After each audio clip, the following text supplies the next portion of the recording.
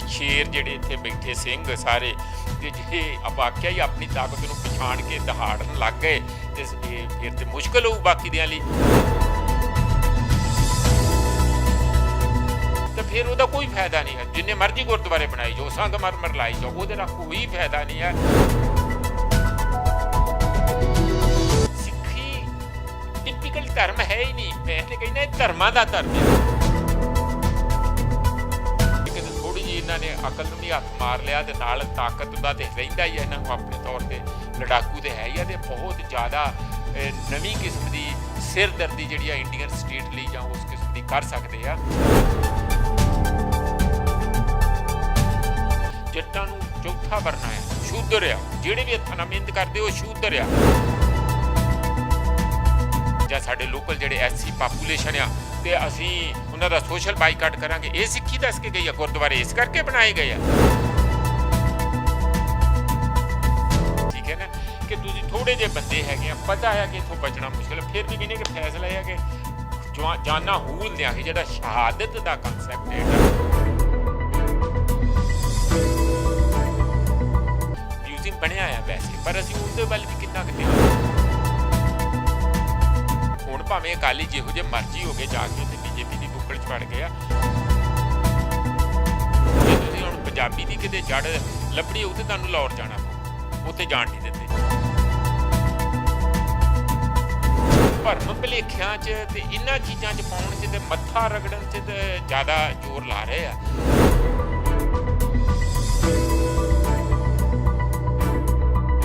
ਸਿੱਖ ਸੰਸਕਾਰਾਂ ਨੇ ਸਾਨੂੰ ਕਰੇਲਾ ਨਿੰਮ ਤੇ ਚੜਿਆ ਹੋਰ ਤਗੜੇ ਕਰਤਾ। ਉਹਨਾਂ ਨੇ ਇਹ ਕਹਿਤਾ ਤੁਸੀਂ ਤੇ ਬਹਾਦਰ ਆ, ਸ਼ੇਰ ਆ, ਤੁਹਾਨੂੰ ਤਾਂ ਕੋਈ ਹਰਾਏ।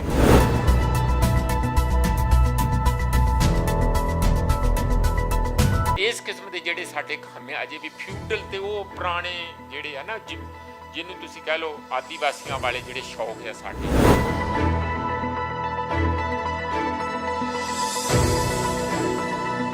ਆਪ ਆਪਣਾ ਰਾਜ ਉੱਤੇ ਆਰਾਮ ਨਾਲ ਕਰਦੇ ਸੀ, ਜਿਵੇਂ ਬਿੱਲੀਆਂ ਨੂੰ ਲੜਾ ਕੇ ਬਾਂਦਰ ਰੋਟੀ ਮੁਫਤ ਦੀ ਖਾ ਜਾਂਦੇ।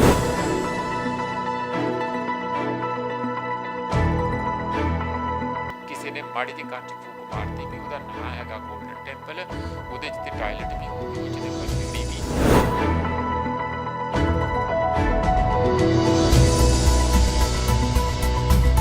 ਤੇ ਦੂਜਿਆਂ ਧਰਮਾਂ ਦੇ ਅਗੇਂਸਟ ਇੱਕ ਆਪਣੀ ਨਵੀਂ ਦੁਕਾਨਦਾਰੀ ਨਾ। ਏਕਮ ਟੀਵੀ ਦੇਖ ਰਹੇ ਸਾਰੇ ਦਰਸ਼ਕਾਂ ਦਾ ਮੈਂ ਦਮਨਪ੍ਰੀਤ ਕੌਰ ਸਵਾਗਤ ਕਰਦੀ ਹਾਂ।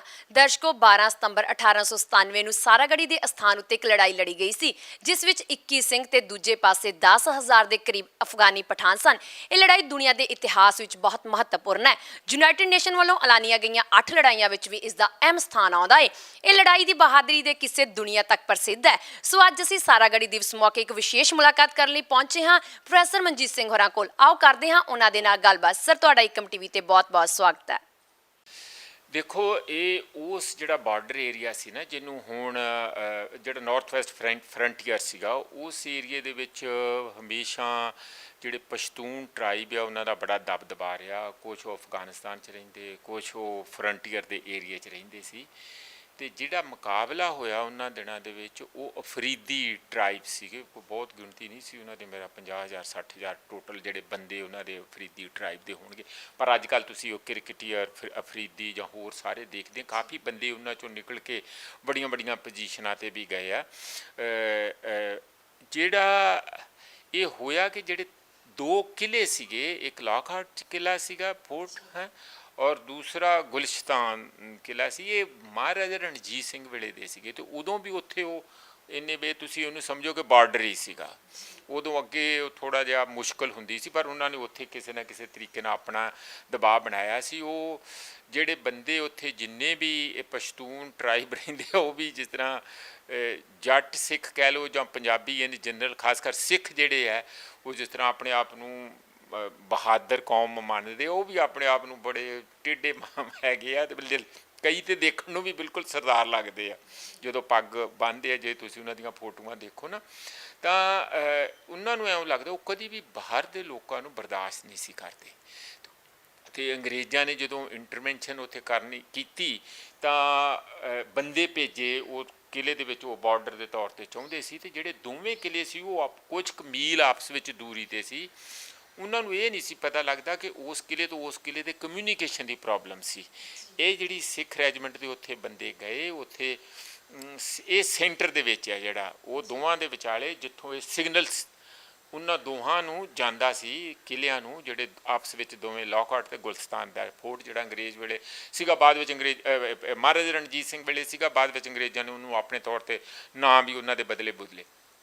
ਇੱਥੇ ਜਿਹੜੇ ਅੰਦਰ 21 ਬੰਦੇ ਸੀਗੇ ਉਹ ਸਾਰੇ ਦੇ ਸਾਰੇ ਕਹਿੰਦੇ ਤੇ ਜੱਟ ਸਿੱਖ ਸੀਗੇ ਤੇ ਸਿੱਖ ਰੈਜੀਮੈਂਟ ਦੇ ਹਿੱਸਾ ਸੀਗੇ। ਹੁਣ ਸਵਾਲ ਇਹ ਹੈ ਕਿ ਉਹ ਬੰਦੇ ਜਿਹੜੇ ਲੋਕਲ ਸੀਗੇ, ਹੁਣ ਜੇ ਇਸ ਤਰ੍ਹਾਂ ਲਿਆ ਜਾਵੇ, ਉਹ ਸਮਝਦੇ ਕਿ ਬਾਹਰੀ ਆ ਕੇ ਸਾਡੇ ਤੇ ਕਬਜ਼ਾ, ਅੰਗਰੇਜ਼ ਕੌਣ ਹੁੰਦੇ ਆ ਅਸੀਂ ਤੇ ਸਾਡੇ, ਉਹ ਉੱਥੇ ਆਪਣੇ ਲੋਕਲ ਟੈਕਸ ਵੀ ਦਰਾ ਖੈਬਰ ਵਗੈਰਾ ਵਗੈਰਾ ਉੱਥੇ ਜਿੰਨੇ ਉੱਧਰੋਂ ਲੋਕ ਆਉਂਦੇ ਜਾਂਦੇ ਸੀ ਉਹ ਟੈਕਸ ਵੀ ਕਰਾਉਂਦੇ ਸੀ, ਜਾਣੀ ਉਹ ਆਪਣੇ ਤੌਰ ਤੇ ਅਟਾਨਮਸ ਰਹਿਣਾ ਚਾਹੁੰਦੇ ਸੀ। ਬਾਹਰਲੇ ਬੰਦੇ ਨੂੰ ਕਿਸੇ ਕਿਸਮ ਦੀ ਇੰਟਰਫੀਰੈਂਸ ਜਦੋਂ ਵੀ ਹੋਈ, ਉਹਨਾਂ ਨੂੰ ਲੱਗਾ ਕਿ ਸਾਡੇ ਤੇ ਕੋਈ ਬਾਹਰੋਂ ਆ ਕੇ ਆਪਣਾ ਰਾਜ ਜਮਾਉਣਾ ਚਾਹੁੰਦਾ, ਉਹਨਾਂ ਦੇ ਕਾਨੂੰਨ, ਕਾਇਦੇ ਕਾਨੂੰਨ ਜਿਸ ਤਰ੍ਹਾਂ ਆਦੀਵਾਸੀਆਂ ਦੇ ਹੁੰਦੇ ਆ, ਤੇ ਮਿਲੀਟੈਂਟ ਤੁਸੀਂ ਸਮਝ ਲਓ ਲੋਕਾਂ ਨਾਲ ਉੱਥੇ ਵਾਹ ਵਾਸਤਾ ਪੈ ਗਿਆ। ਉਸ ਦਿਨ ਜਿਸ ਦਿਨ ਹੈ ਫੌਜ ਨਹੀਂ ਸੀ ਬਹੁਤੀ ਦੂਜਿਆਂ ਦੋਵਾਂ ਕਿਲਿਆਂ 'ਚ ਵੀ। ਜਦੋਂ ਇੱਥੇ ਇਹਨਾਂ ਨੂੰ ਪਤਾ ਲੱਗਾ, ਇਹਨਾਂ ਨੂੰ ਸਿਗਨਲ ਆ ਗਿਆ ਕਿ ਇੱਥੇ ਬੰਦੇ ਜਿਸ ਤਰ੍ਹਾਂ ਤੁਸੀਂ ਕਹਿ ਰਹੇ ਹੋ, ਕੋਈ 6000 ਕਹਿੰਦਾ, ਕੋਈ 8000 ਕਹਿੰਦਾ, ਕੋਈ 10000 ਕਹਿੰਦਾ, ਅਲੱਗ-ਅਲੱਗ ਨੰਬਰ ਹੈ ਕਿਉਂਕਿ ਗਿਣੇ ਤੇ ਕਿਸੇ ਨੇ ਹੈ ਨਹੀਂ, ਪਰ ਇਹ ਅੰਦਾਜ਼ਾ ਹੈ ਕਿ ਕਾਫੀ ਵੱਡੀ ਗਿਣਤੀ 'ਚ ਹੈ। ਇਹਨਾਂ ਨੇ ਅੰਦਰ ਪਤਾ ਤੇ ਲੱਗ ਗਿਆ ਕਿ ਉਹ ਘੇਰਾਬੰਦੀ ਹੋ ਗਈ ਹੈ। ਤਾਂ ਸਵਾਲ ਇਹ ਸੀ ਕਿ ਹੁਣ ਮੁਕਾਬਲਾ ਕਿਵੇਂ ਕੀਤਾ ਜਾਏ। ਇਹਦੇ 'ਚ ਮੈਨੂੰ ਇਹ ਲੱਗਦਾ ਕਿ ਜੇ ਅੰਗਰੇਜ਼ਾਂ ਨੇ ਇਸ ਸਿੱਖ ਰੈਜੀਮੈਂਟ 'ਤੇ ਇਹਨਾਂ ਦੀ ਜਿਵੇਂ ਬਹਾਦਰੀ 'ਤੇ ਉਹ ਨਾਜ਼ ਕਰਦੇ ਸੀਗੇ, ਜੇ ਉਹ ਹਥਿਆਰ ਵੀ ਉਹਨਾਂ ਨੂੰ ਉਹ ਦਿੱਤੇ ਹੁੰਦੇ ਜਿਹੜੇ ਆਪਣੇ ਅੰਗਰੇਜ਼ ਜਿਹੜੇ ਫੌਜੀਆਂ ਨੂੰ ਦਿੰਦੇ ਸੀ, ਜਿਹੜੇ ਸ਼ਾਰਪ ਸੀਗੇ, ਦੂਰ ਤੱਕ ਮਾਰ ਕਰਨ ਵਾਲੇ ਸੀਗੇ, ਜਿਹੜੇ ਲੇਟੈਸਟ ਸੀ, ਉਹ ਕਦੇ ਨਹੀਂ ਸੀ ਇਹਨਾਂ ਨੂੰ ਦਿੱਤੇ। ਉਹਨਾਂ ਨੂੰ ਇਹ ਲੱਗਦਾ ਸੀ ਵੀ ਕੱਲ੍ਹ ਨੂੰ ਇਹੋ ਹੀ ਬੰਦੇ, ਇਹਨਾਂ ਦਾ ਬਾਗੀਆਂ ਦਾ ਕੀ ਪਤਾ ਕਿ ਜੇ ਬਗਾਵਤ ਕਰ ਗਏ ਤੇ ਅਸੀਂ ਫਿਰ ਇਹਨਾਂ ਨੂੰ ਕੰਟਰੋਲ ਕਿਵੇਂ ਕਰਾਂਗੇ, ਜੇ ਸਾਡੇ ਦੇ ਬਰਾਬਰ ਦੇ ਹੀ ਹਥਿਆਰ ਉਹਨਾਂ ਕੋਲ ਸ਼ਾਰਪ ਹੋਣਗੇ, ਹੈ ਨਾ ਜੀ। ਉਹ ਨਹੀਂ ਦਿੱਤੇ। ਕਹਿਣ ਵਾਲੇ ਹਿਸਟੋਰੀਅਨ ਦਾ ਇਹ ਹੈ ਕਿ ਜੇ ਉਹ ਹਥਿਆਰ ਹੁੰਦੇ ਤਾਂ ਉਹ ਸ਼ਾਇਦ 21 ਸਿੰਘ ਵੀ ਜਿਹੜੇ ਅੰਦਰ ਸੀਗੇ ਉਹਨਾਂ ਨੂੰ ਖਦੇੜ ਦਿੰਦੇ, ਪਰ ਕਿਉਂਕਿ ਹਥਿਆਰ ਉਹਨੇ ਸੁਪੀਰੀਅਰ ਨਹੀਂ ਸੀਗੇ, ਗਨਸ ਤੇ ਸੀਗੀਆਂ, ਉਹ ਬੰਦੇ ਵੱਡੀ ਗਿਣਤੀ 'ਚ ਸੀਗੇ ਬਾਹਰੋਂ ਘੇਰਾ ਪਾ ਕੇ।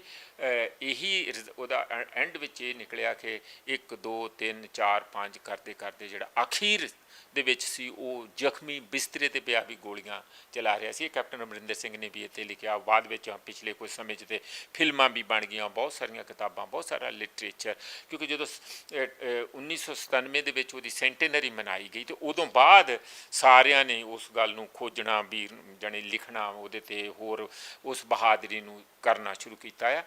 ਬਹਾਦਰੀ ਇਹੋ ਜਿਹੀ ਹੈ ਜਿਹੜੀ ਮੈਂ ਇਹ ਦੱਸਣੀ ਚਾਹੁੰਦਾ ਕਿ ਜਿਸ ਤਰੀਕੇ ਨਾਲ ਵੀਰਤਾ ਦੇ ਨਾਲ ਉਹ ਲੜੇ, ਉਹਦੇ 'ਚ ਹੋਰ ਕੋਈ ਵੱਡੀ ਉਸ ਕਿਸਮ ਦਾ ਨਹੀਂ। ਸਭ ਤੋਂ ਵੱਡਾ ਸਬਕ ਆ ਕਿ ਜਦੋਂ ਇਹਨਾਂ ਨੂੰ 21 ਬੰਦਿਆਂ ਨੂੰ ਇਹ ਪਤਾ ਕਿ ਐਡੇ ਵੱਡੇ, ਇਹ ਚਮਕੌਰ ਦੀ ਗੜੀ ਵਾਂਗੂ ਆ ਜੀ, ਹਾਂ ਉਹਦਾ ਪੈਰ ਲੈ ਲਿਆ, ਠੀਕ ਹੈ ਨਾ, ਕਿ ਤੁਸੀਂ ਥੋੜ੍ਹੇ ਜਿਹੇ ਬੰਦੇ ਹੈਗੇ ਆ, ਪਤਾ ਆ ਕਿ ਇੱਥੋਂ ਬਚਣਾ ਮੁਸ਼ਕਿਲ ਹੈ, ਫਿਰ ਵੀ ਕਹਿੰਦੇ ਕਿ ਫੈਸਲਾ ਇਹ ਹੈ ਕਿ ਜਾਨਾਂ ਹੂਲ ਦਿਆਂਗੇ। ਜਿਹੜਾ ਸ਼ਹਾਦਤ ਦਾ ਕਨਸੈਪਟ ਹੈ ਐਡਾ ਸਟਰੋਂਗ, ਉਹ ਉਹਨਾਂ ਨੇ ਕੀਤਾ। ਉਹ ਆਪਣੇ ਇਸ ਕਰਕੇ ਨਹੀਂ ਕੀਤਾ ਕਿ ਅੰਗਰੇਜ਼ਾਂ ਲਈ ਕੀਤਾ ਜਾਂ ਅੰਗਰੇਜ਼ਾਂ ਤੋਂ ਕੋਈ ਤਗਮੇ ਲੈਣ ਲਈ, ਇਸ ਕਰਕੇ ਕਿ ਅਸੀਂ ਆਪਣੀ ਕੌਮ ਨੂੰ ਜਾਂ ਅਸੀਂ ਆਪਣੀ ਆਤਮਾ ਨੂੰ, ਅਸੀਂ ਆਪਣੇ ਵਿਰਸੇ ਨੂੰ, ਇਤਿਹਾਸ ਨੂੰ ਮੂੰਹ ਕਿਵੇਂ ਦਿਖਾਵਾਂਗੇ, ਉਸ ਨੂੰ ਕਿਵੇਂ ਜਵਾਬਦੇਹੀ ਕਰਾਂਗੇ ਉਸ ਗੱਲ ਦੀ ਕਿ ਜਿਸ 10ਵੇਂ ਪਾਤਸ਼ਾਹ ਦੇ ਅਸੀਂ ਸਾਜੇ ਹੋਏ ਸਿੰਘ ਹਾਂ ਅਤੇ ਤੁਸੀਂ ਹਥਿਆਰ ਸੁੱਟ ਤੇ ਉਸ ਨੂੰ ਨਤਮਸਤਕ ਹੁੰਦੇ ਹੋਏ ਉੱਥੋਂ ਤਾਕਤ ਡਰਾ ਕਰਦੇ ਹੋਏ ਉਹਨਾਂ ਨੇ ਮੁਕਾਬਲਾ ਆਪਣੇ ਲਈ ਕੀਤਾ, ਕਿਸੇ ਲਈ ਨਹੀਂ ਕੀਤਾ। ਪਰ ਉਹ ਮੁਕਾਬਲਾ ਐਡਾ ਜ਼ਬਰਦਸਤ ਮੰਨਿਆ ਜਾਂਦਾ ਕਿ ਉਦੋਂ ਤੱਕ ਦਮਨਪ੍ਰੀਤ ਜਿਹੜੀ ਥਰਮੋਫਿਲ ਦੀ ਇੱਕ ਲੜਾਈ ਸੀਗੀ, ਜਿਹੜੀ ਸਪਾਰਟਨਸ ਦੇ ਵਿੱਚ ਜਿਹੜੇ ਗ੍ਰੀਕ ਸਿਟੀ ਸੀਗੇ 2500 ਸਾਲ ਪਹਿਲਾਂ, ਅੱਜ ਤੋਂ ਪੂਰੇ ਐਗਜ਼ੈਕਟਲੀ 2500 ਸਾਲ ਪਹਿਲਾਂ, 480 BC ਦੇ ਵਿੱਚ, ਹੈ ਨਾ, ਕਿੰਨੇ ਪੂਰੇ 2500 ਸਾਲ ਹੋ ਗਏ।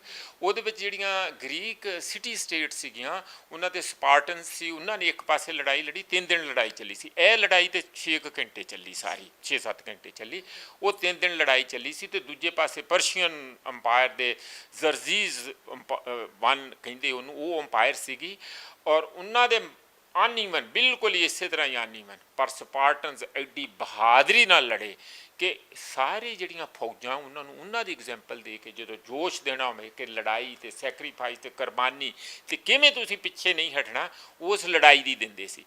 ਇਸ ਲੜਾਈ ਤੋਂ ਬਾਅਦ, ਇਹ ਸਿੱਖ ਲੜਾਈ ਤੋਂ ਬਾਅਦ ਜਿਹੜੀ ਆ 12 ਸਤੰਬਰ 1897 ਵਾਲੀ ਤੋਂ ਬਾਅਦ, ਇਹ ਲੜਾਈ ਵੀ ਇੱਕ ਰੋਲ ਮਾਡਲ ਲੋਕਾਂ ਨੂੰ ਇੰਸਪਾਇਰ ਕਰਨ ਦੀ ਬਣ ਗਈ। ਅਤੇ ਵੈਸਟ ਦੇ ਵਿੱਚ ਕਈ ਜਗ੍ਹਾ ਅੱਜ ਵੀ ਜਿਹੜਾ ਮਿਲਟਰੀ ਦੇ ਵਿੱਚ ਜਦੋਂ ਲਿਟਰੇਚਰ ਪੜ੍ਹਾਉਂਦੇ ਆ ਤੁਸੀਂ, ਅਤੇ ਇਸ ਲੜਾਈ ਨੂੰ ਕੋਟ ਕੀਤਾ ਜਾਂਦਾ ਕਿ ਕਿਵੇਂ ਜਿਹੜਾ ਇੱਕ ਫੌਜੀ ਨੂੰ ਆਈਡੀਅਲੀ ਜਦੋਂ ਬਿਲਕੁਲ ਹੀ ਉਹਨੂੰ ਪਤਾ ਹੋਵੇ ਕਿ ਮੇਰੇ ਬਚਣ ਦਾ ਕੋਈ ਰਸਤਾ ਨਹੀਂ ਹੈ, ਅਤੇ ਫਿਰ ਵੀ ਆਖਰੀ ਦਮ ਤੱਕ ਅਤੇ ਆਖਰੀ ਬੰਦੇ ਤੱਕ ਕਿਵੇਂ ਲੜਾਈ ਦੇ ਵਿੱਚ ਆਪਣੀ ਆਹੂਤੀ ਦੇਣੀ ਆ, ਉਹ ਇੱਕ ਐਗਜ਼ਾਮਪਲ ਹੈ। ਤਾਂ ਬਾਕੀ ਸਹੀ ਗੱਲ ਤੁਸੀਂ ਗੱਲ ਕੀਤੀ ਹੈ ਸਰ ਕਿ 1% ਸਿੱਖਾਂ ਦੀ ਗਿਣਤੀ ਸੀ ਅੰਗਰੇਜ਼ਾਂ ਦੇ ਸਮੇਂ ਕਿਹਾ ਜਾਂਦਾ, ਤੇ ਉਹਦੀ ਜਿਹੜੀ ਉਹਨਾਂ ਦੀ ਫੌਜ ਸੀਗੀ ਸਿੱਖ ਰੈਜੀਮੈਂਟ ਦੇ ਮੁਤਾਬਕ ਕਿ ਉਹ 20% ਗਿਣਤੀ ਸੀਗੀ ਜਿਨ੍ਹਾਂ ਨੇ ਸ਼ਮੂਲੀਅਤ ਕੀਤੀ ਸੀਗੀ ਉਹਨਾਂ ਦੀ ਜਿਹੜੀਆਂ ਆਰਮੀਆਂ ਦੇ ਵਿੱਚ ਹੁੰਦੀ ਸੀ। ਪਰ ਸਰ ਇੰਨੀ ਬਹਾਦਰ ਕੌਮ ਹੈਗੀ ਆ ਜਿਸ ਨੇ ਬਹੁਤ ਸਾਰੀਆਂ ਲੜਾਈਆਂ ਲੜੀਆਂ ਤੇ ਜਿੱਤਾਂ ਵੀ ਪ੍ਰਾਪਤ ਕੀਤੀਆਂ, ਕੀ ਕਾਰਨ ਹੈ ਕਿ ਸਾਡੇ ਬੱਚੇ ਜਿਹੜੇ ਆ ਅੱਜ ਇਹਨਾਂ ਲੜਾਈਆਂ ਤੋਂ ਵਾਕਿਫ ਨਹੀਂ ਹੋ ਪਾ ਰਹੇ? ਦੇਖੋ, ਤੇ ਇੱਕ ਤਾਂ ਇਹੀ ਗੱਲ ਹੈ ਕਿ ਅਸੀਂ ਆਪਣੀ ਕਮਜ਼ੋਰੀ, ਮੈਂ ਸਮਝਦਾ, ਮੇਰਾ ਖਿਆਲ ਹੈ ਕਿ ਜਿੰਨੀਆਂ ਕੁਰਬਾਨੀਆਂ ਔਰ ਮਿਹਨਤ ਅਸੀਂ ਲੋਕ ਕਰਦੇ ਹਾਂ, ਖਾਸ ਕਰ ਪੰਜਾਬੀ ਮੈਂ ਕਹੂੰਗਾ, ਇਹ ਸ਼ਾਇਦ ਇਹਨਾਂ ਨੂੰ ਆਪਣਾ ਇਸ ਗੱਲ ਦਾ ਘਮੰਡ ਕਹਿ ਲਓ ਜਾਂ ਸੈਲਫ ਰਿਸਪੈਕਟ ਕਹਿ ਲਓ, ਇਸ ਕਿਸਮ ਦੀ ਇਹਨਾਂ ਦੀ ਬਣਤਰ ਵੀ ਕੀ ਹੋਇਆ ਫਿਰ ਕੀ ਹੈ। ਮੇਰਾ ਖਿਆਲ ਹੈ ਕਿ ਆਉਣ ਵਾਲੀਆਂ ਜਨਰੇਸ਼ਨਸ ਨੂੰ ਜੇ ਤੁਸੀਂ ਇੰਸਪਾਇਰ ਕਰਨਾ ਚਾਹੁੰਦੇ ਆ, ਇਹ ਜ਼ਰੂਰੀ ਹੈਗਾ ਕਿ ਤੁਸੀਂ ਇਤਿਹਾਸ ਨੂੰ ਲਗਾਤਾਰ ਨਾਲੋਂ ਨਾਲ ਲੈ ਕੇ ਚੱਲੋ। ਮੈਨੂੰ ਫੀਲ ਇਹ ਹੁੰਦਾ ਕਿ ਅਸੀਂ ਇਸ ਕਿਸਮ ਦੇ ਬਹੁਤੇ ਉਹ ਹੈ ਨਹੀਂ। ਵੈਸਟ ਦੇ ਵਿੱਚ ਇਹ ਟਰਡੀਸ਼ਨ ਹੈ, ਸਾਡੇ ਇੰਡੀਆ ਦੇ ਵਿੱਚ ਜਨਰਲੀ ਇਹ ਟਰਡੀਸ਼ਨ ਹੀ ਹੈ। ਸਾਡੀ ਓਰਲ ਟਰਡੀਸ਼ਨ ਜ਼ਿਆਦਾ ਚੱਲੀ ਆ, ਜਿਹੜੀ ਜਨਰੇਸ਼ਨ ਆਫਟਰ ਜਨਰੇਸ਼ਨ ਸ਼ਬਦਾਂ ਤੋਂ ਗਾਂ, ਹਾਂ ਜੀ ਤੇਰੇ ਗ੍ਰੇਟ ਗ੍ਰੈਂਡ ਫਾਦਰ ਐ ਸੀ, ਉਹ ਦਾਦੀ ਦੀਆਂ ਕਹਾਣੀਆਂ, ਬਾਬਿਆਂ ਤੋਂ, ਉਸ ਤਰ੍ਹਾਂ ਦਾ ਅਸੀਂ ਜ਼ਿਆਦਾ ਚੱਲਦੇ ਰਹੇ ਹਾਂ। ਪਰ ਜ਼ਰੂਰਤ ਹੁੰਦੀ ਹੈ ਕਿ ਇਸ ਗੱਲਾਂ ਨੂੰ ਤੁਸੀਂ ਅੱਗੇ ਆਪਣੇ ਫੌਜ ਤੱਕ ਹੀ ਸੀਮਿਤ ਨਾ ਰੱਖੋ। ਅੱਜ ਵੀ ਜਿਹੜੀ ਸਿੱਖ ਰੈਜੀਮੈਂਟ ਆ ਉਹਦੇ ਵਿੱਚ ਇਹ ਡੇ ਵੀ ਮਨਾਇਆ ਜਾਂਦਾ, ਉਹਦੇ ਬਕਾਇਦਾ ਜਦੋਂ ਕੋਈ ਬਹਾਦਰੀ ਦਾ ਸੀਨ ਜਾਂ ਕੋਈ ਇਹੋ ਜਿਹਾ ਕਨਫਰੰਟੇਸ਼ਨ ਦੱਸਣੀ ਹੋਵੇ ਉਹਦੇ 'ਤੇ ਐਗਜ਼ੈਂਪਲ ਵੀ ਦਿੱਤੀ ਜਾਂਦੀ।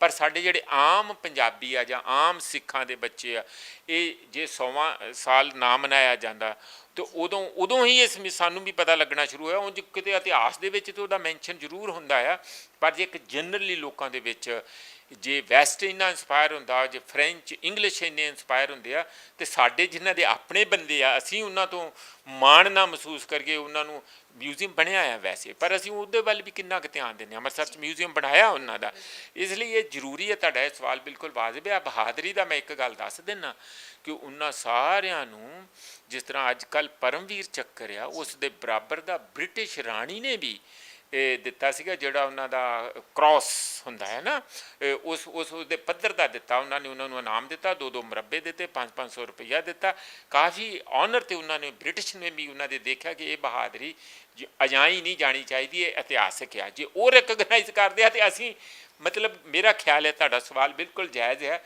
ਕਿ ਸਾਨੂੰ ਉਹਦੇ ਤੋਂ ਜ਼ਿਆਦਾ ਸਰੋਤ ਸਾਡਾ ਐਨਰਜੀ ਦਾ ਅਤੇ ਸਾਡੇ ਇਤਿਹਾਸ ਵਿੱਚੋਂ ਸਾਨੂੰ ਅਣਖ ਦਾ ਅਤੇ ਜਜ਼ਬੇ ਦਾ ਜ਼ਿਆਦਾ ਸਾਡੇ ਵਿੱਚ ਹੋਣਾ ਚਾਹੀਦਾ, ਜਿਹੜਾ ਕਿ ਸਾਡੀ ਜਿਹੜੀ ਪੀੜ੍ਹੀ ਆ ਉਹ ਹੋਰ ਗਾਉਣ ਵਜਾਉਣ ਵੱਲ ਤੇ ਜ਼ਿਆਦਾ ਦੇਖ ਰਹੀ ਆ, ਵਟਸਐਪ 'ਤੇ ਇੱਧਰਲੇ ਇਸ ਯੂਨੀਵਰਸਿਟੀ ਵੱਲ ਤੇ ਜ਼ਿਆਦਾ ਧਿਆਨ ਦਿੰਦੀ ਹੈ, ਪਰ ਆਪਣੇ ਥੋੜ੍ਹਾ ਜਿਹਾ ਅੱਖੋਂ ਪਰੋਖੇ ਜ਼ਰੂਰ ਅਸੀਂ ਕਰ ਰਹੇ ਹਾਂ। ਸਰ ਤੁਸੀਂ ਵਾਕਈ ਸਹੀ ਗੱਲ ਕੀਤੀ ਹੈਗੀ ਕਿ ਉਸ ਸਮੇਂ ਦੀ ਬ੍ਰਿਟਿਸ਼ ਸਰਕਾਰ ਨੇ ਇਹਨਾਂ ਨੂੰ ਬਹੁਤ ਮਾਨ ਸਨਮਾਨ ਦਿੱਤੇ ਸੀਗੇ, ਕਿਉਂਕਿ ਪਹਿਲਾ ਗੁਰਦੁਆਰਾ ਸਾਹਿਬ ਜਿਹੜਾ ਬ੍ਰਿਟਿਸ਼ਾਂ ਨੇ ਬਣਾਇਆ ਸੀ ਇਹਨਾਂ ਦੀ ਯਾਦ ਦੇ ਵਿੱਚ 1901 ਦੇ ਵਿੱਚ, ਉਹ ਅੰਮ੍ਰਿਤਸਰ ਵਿਖੇ ਬਿਰਾਜਮਾਨ ਹੈਗਾ ਆ।